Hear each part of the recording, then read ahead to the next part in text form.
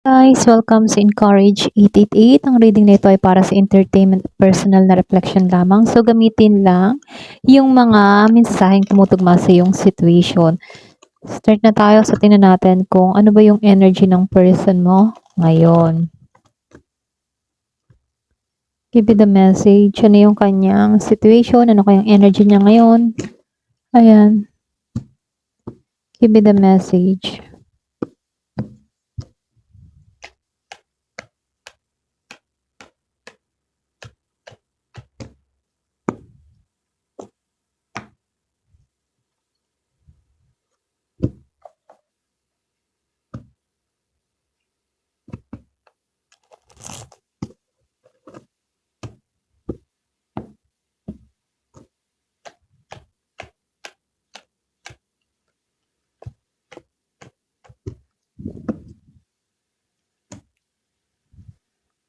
The Moon reverse, Knight of Swords reverse, Five of Pentacles, Nine of Wands reverse, Queen of Swords, Page of Swords reverse, and Page of Pentacles upright. So meron ka ditong Two of Wands reverse, Six of Cups, and the Emperor reverse. Shape-shifting, competition. So may anxiety and worry dito. Meron ditong compromise. Meron ditong magnetic attraction. So, meron din divine timing. Partying. Possibilities. Commitment, proposal, at call hearing from them. Ayan. Ayan yung lumabas. Ayan. So, malakas dito yung Earth sign, Taurus, Virgo, and Capricorn. Meron ding water sign, Scorpio, Cancer, and Pisces. Fire sign, Aries, Leo, Sagittarius. At air sign, Gemini, Aquarius, and Libra. Halos lahat pero mas nangingibabaw dito yung Earth sign, Taurus, Virgo, or Capricorn. Okay? So, dito, lumabas itong the Moon and the Knight of Swords. So, lumalabas dito, meron kang person dito na pwedeng unti-unting naliliwanagan, okay? Para bang lumilinaw yung isip niya rito. Posible, itong taong ito, para bang nagsisimula siyang magkaroon ng matinding realization. So, lumalabas dito na hindi na nito kinakaya. Okay, yung mga nilihim niya dito or mga tinago niya dito. Kasi lumalabas dito yung katotohanan na hindi niya na kaya pang itago. Pwede yung iba sa inyo, meron kang person dito na nagsikreto sa'yo or naglihim sa'yo. Okay?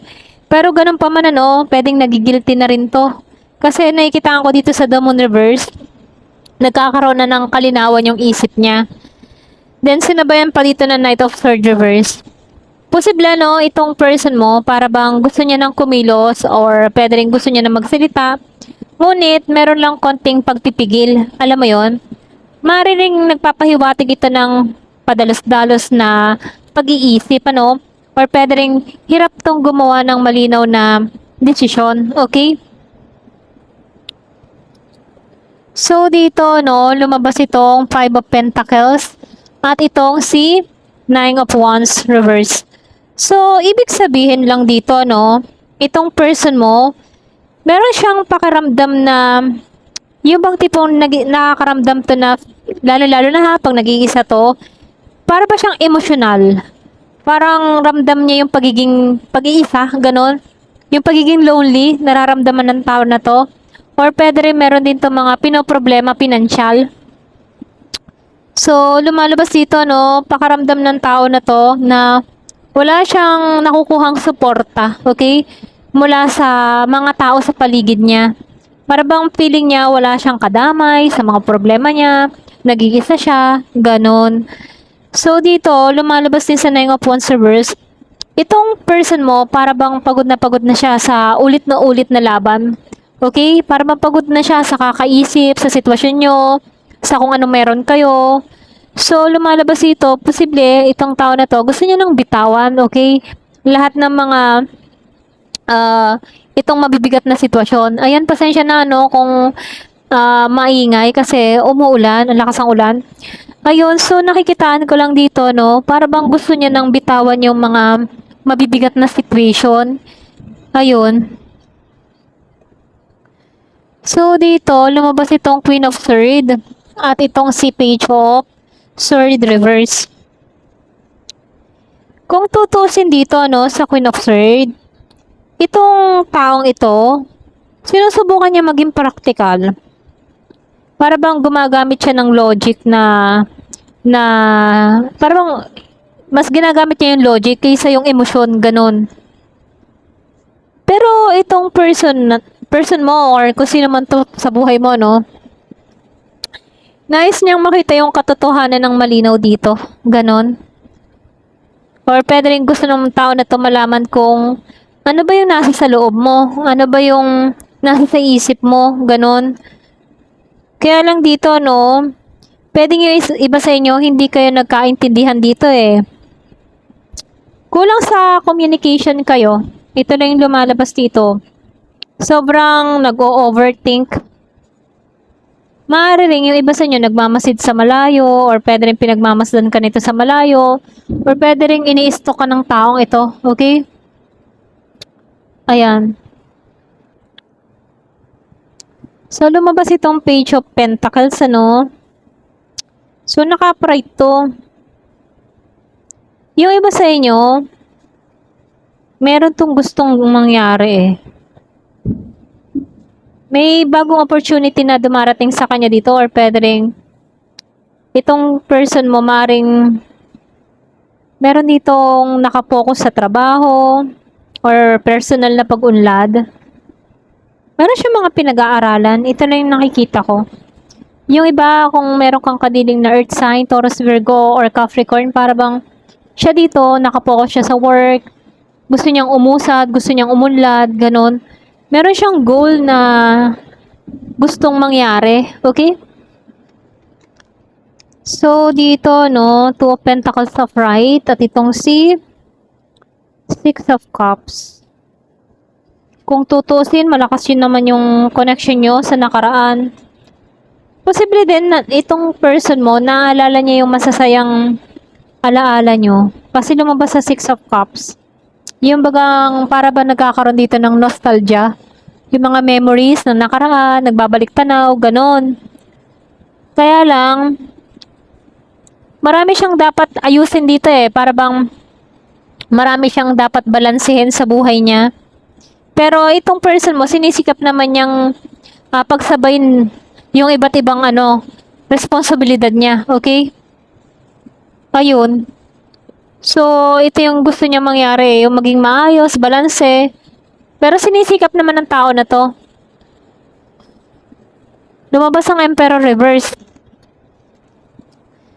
So, ibig sabihin meron din tong pakaramdam na parang wala siyang control sa situation. May mga problema to ha. Meron ding ego to. Malakas yung ego ng person mo. Matigas yung kanyang ulo. Ito lang nakikita ko. May pagka matigas ang ulo. Ganon. So, nakikita ko lang dito yung shifter and competition.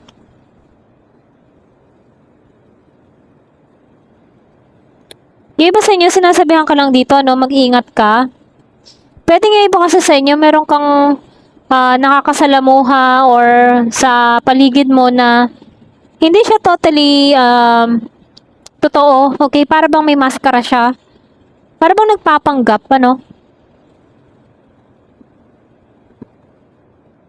Meron siyang pag-uugali dito, okay? Para bang magaling to magpanggap para matanggap lang ng iba, ganon. So, kaya lang may competition eh. Dito, other woman. Meron kang person dito or pwede rin merong involved na ibang tao, okay, sa connection nyo. Kaya dito, pwedeng iba sa inyo pinag-iingat ka dito, okay? Meron kasi nagpapanggap. Ito kasing taong ito, siya yung klase ng tao na meron siyang gustong patunayan sa kanyang sarili. Very competitive, para bang nakikipagkompetensya sa'yo, ganyan. So, meron ka ditong anxiety. Ayan. Lumabas ang anxiety, compromise. So, kung makikita mo naman sa babae, sobra yung depressed niya, no? Para ba siyang sobra nag-aalala. Stress na siya, ganun. Ganun yung energy. Gusto ng tao nito ng agarang pag-uusap, okay? Para bang gusto niya magbukas ng communication sa'yo.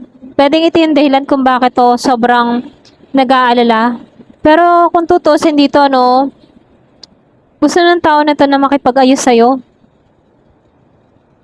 Posible yung iba sa inyo, meron kayong nahuli sa person mo, meron kang nakita, kasi lumalabas other woman or other man, meron kang natuklasan, or pwede rin dito sa damon, nakita mo yung katotohanan, okay? Meron kang nalamang katotohanan dito. Pero kung titingnan dito, sa magnetic attraction, malakas pa rin yung hatak mo sa taong ito. Kumbaga, nararamdaman niya dito na may something sa connection ninyo, okay? Kumbaga, hindi niya yun naramdaman sa iba. Kaya, andun yung magnetic attraction dito. So, lumabas itong divine timing, believe in right timing. Kumbaga, yung iba sa inyo, para bang may advice na lang dito na hayaan na lang ba? Mabuting hayaan na lang. Kasi may mga bagay na mas mabuting hayaan na lang muna, okay? Kumbaga, hayaan na lang na dumating or mangyari sa tamang panahon. Or pwede rin yung iba sa inyo, ito na yung pinaka-advice sa'yo, hayaan mo na lang tong person mo, hayaan mo siyang kumilos sa'yo, ganun. So, nakikitaan ko lang din dito sa party, having fun. Maring may mga pagtitipon na mangyari dito. Celebration, event, or pwede rin sinusubukan ng tao nito na kalimutan ka sa pag-aabalas sa kanyang sarili sa ganito. Okay? Para bang nagliliwaliw siya para makalimot sa'yo. Ganon. So, nakikitaan ko lang din dito sa grass is greener possibility. Pero kung titingnan pinag-iisipan niya kung mas maganda ba yung opportunity ninyo or hindi, ganon. Para ba tinitingnan ng tao na to, kaya, may direction pa ba tong sitwasyon namin? Ganon. May possibility pa bang maging okay kami dito? Okay? Baga nag-iisip din naman tong person mo. Pero dito lumabas tong proposal, Ito yung ninanais ng taong ito, or pwede rin ikaw nagnanais ka talaga ng seryosong connection, yung seryosong commitment. Gusto mo yung mag-aalok talaga sa'yo ng pangmatagalan, ganon.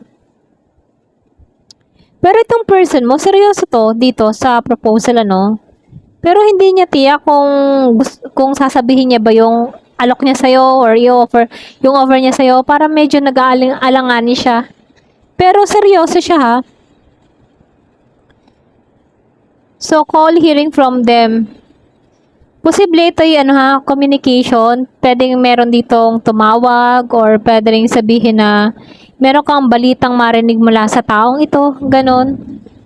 So, nakikitaan ko lang dito sa spread, Meron ka kasi ditong person or meron ditong tao na sobrang, alam mo yun, nakakaranas siya ng sobrang pagod, pag-aalala. Kumbaga, hinahanapan niyang balansehin yung kanyang buhay rito. Ganon, para ba sinusubukan niyang maging mas malinaw yung isip niya dito. Meron lang kasi ako nakikitang pag-aalala. Yung iba sa inyo, meron kang person na sobrang nag-aalala. Para bang hindi niya alam kung meron pa bang direction sa inyong dalawa. Ganon, okay? Ayun, hanggang dito na lamang po. Thank you for watching. Love and peace.